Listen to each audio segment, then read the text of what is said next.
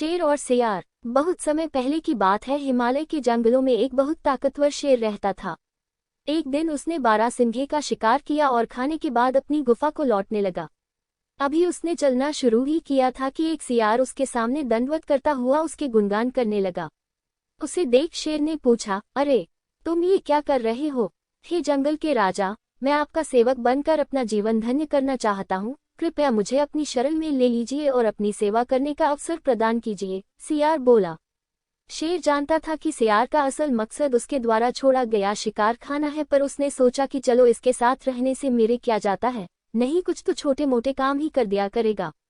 और उसने सियार को अपने साथ रहने की अनुमति दे दी। उस दिन के बाद से जब भी शेर शिकार करता, सियार भी भरपेट भोजन करता।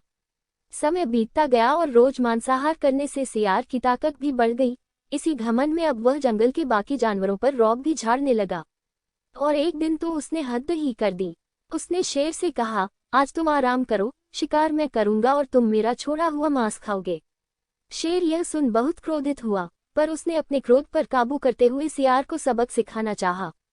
शेर बोला, ये तो बड़ी अच्छी बात है, आज मुझे भैंसा खाने का मन है, तुम उसी का शिकार करो।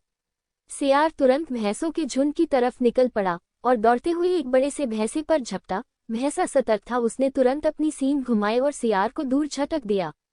सियार की कमर टूट गई और वह किसी तरह घिसटते हुए शेर के पास वापस पहुंचा। क्या हुआ? भैंसा कहाँ है?